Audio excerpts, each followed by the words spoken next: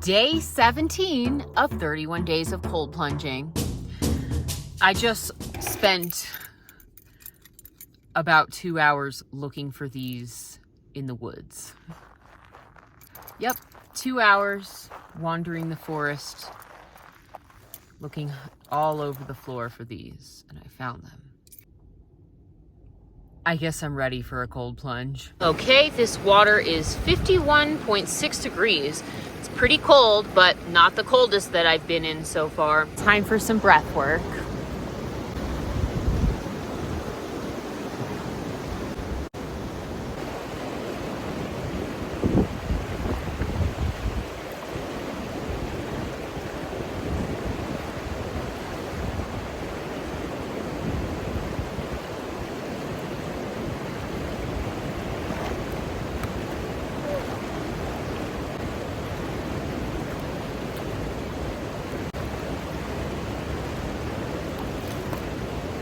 All right, I did it. Apparently, I'm not laughing too much right now, as I could be. Now I can laugh. I can always make myself laugh, I think. But before this, I lost my keys, was wandering the forest, and I thought I was gonna have to call a locksmith. I started out determined, like, I'm gonna find them.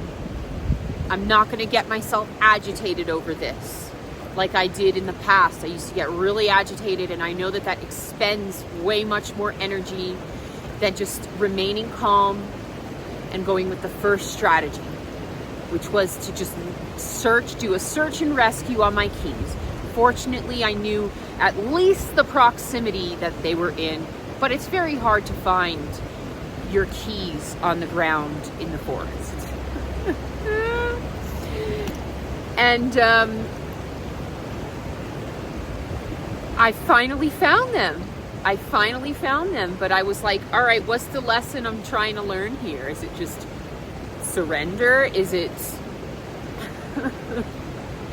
is it to zip my bag up more properly? Because I didn't do that. And I thought before, I always put them in the same spot these days, on the waist pouch portion of my hiking pack. Well, unless I'm out for really big hike, backpacking, I'll put them like really in the bag. But I guess putting them in there is a little lazy, because I always get a little scared that they might slip out. And I was like, you should zip it, make sure it's zipped, I said to myself. And I thought it's zipped, and I thought, well, no, it's not zipped super properly. I'm like, it's zipped 80%. Haste makes waste, as my grandmother used to say, and that 80% became 0%, because as I decided to go back towards my car from the forest, from that area, I realized that the keys were lost. So I found them, and I realized, I was like, I have to practice self-forgiveness regardless of whether or not I find them. And I got to forgive myself for that. I'm forgiven. But in this forgiveness, I note we need an updated strategy. If you can't zip it up properly, and if that worries me too much, even if it's zipped properly, I'm going to start putting them in the inside pouch that's attached to the inside of the bag, where I put little essentials. And that's it. That's the updated strategy. I have to follow through on that, and I know I will, because I just searched for them for almost 2 hours and thought I was going to have to hire a locksmith and all of that. So there we go. Anyways, practice self-forgiveness. If we could have done better in the moment, we would have. That's really the truth. And we berate ourselves a lot.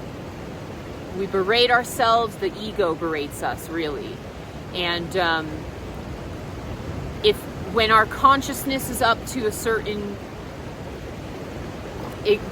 level of expansion, we don't do the things that we would do when we're in a lower level of consciousness. So anyways, I encourage you to practice self-forgiveness today. and I'll see you tomorrow on